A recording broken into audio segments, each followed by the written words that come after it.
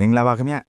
ဒီနေ့မှာတော့ကမ္ဘာအင်အားကြီးနိုင်ငံဖြစ်တဲ့အမေရိကန်ပြည်ထောင်စုရဲ့အစောဆုံးသမိုင်းအမြင့်တွေခဲ့ရနေရာတွေကိုလေ့လာကြည့်ကြရအောင်ပါခင်ဗျာ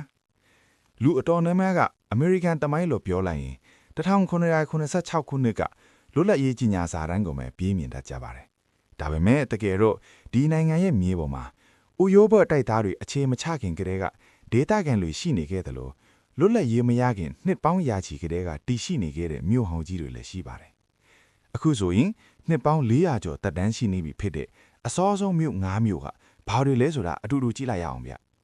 နံပါတ်5နယူးယောက်မြို့နံပါတ်5နေရာမှာတော့ကမ္ဘာစီးပွားရေးအချက်အချာဖြစ်တဲ့နယူးယောက်မြို့ရှိနေပါတယ်ဒီမြို့ကို1624ခုနှစ်မှာ Dutch လူမျိုးတွေကစတင်တည်ထောင်ခဲ့တာပါ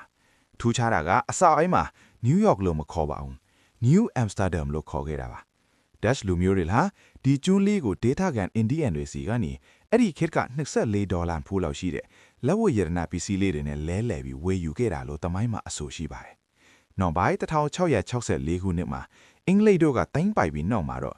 Duke of York ကိုအစွဲပြုပြီး New York လို့အမည်ပြောင်းလဲခဲ့ပါတယ်။ဒီနေ့ခေတ်ကမ္ဘာအကျော်ကြားဆုံး Manhattan ကလမ်းမကြီးအောက်မှာလွန်ခဲ့တဲ့နှစ်400က Dutch လို့ရကုန်သွယ်ရေးအမွေအသက်တွေကိန်းအောက်နေစေဖြစ်ပါတယ်။နံပါတ်4 Plymouthနံပါတ်4ကတော့ American သမိုင်းမှာအရန်အရေးပါPlymouth မြို့ပါ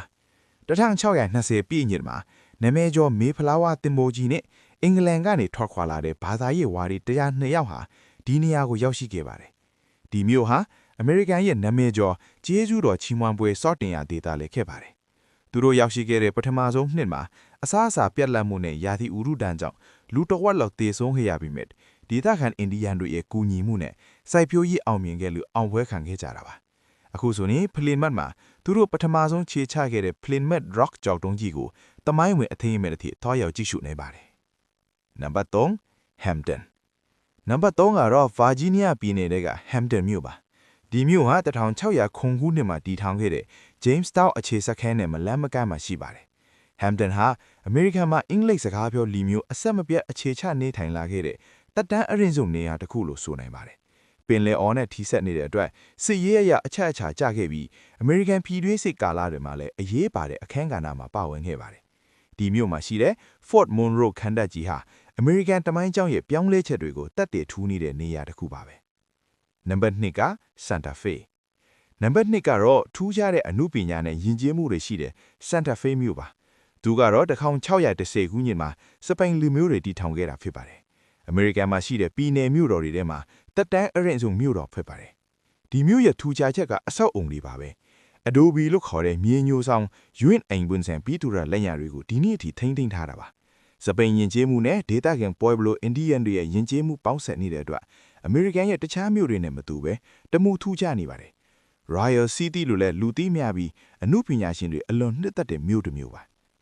နောက်ဆုံးမှာတော့ American ပြည်ထောင်စုရဲ့တက်တန်းအရင်ဆုံးမြို့အဖြစ်ဂုဏ်ပုတ်ကိုပိုင်ဆိုင်ထားတဲ့ St. Augustine မြို့စီရောက်ရှိလာပါပြီ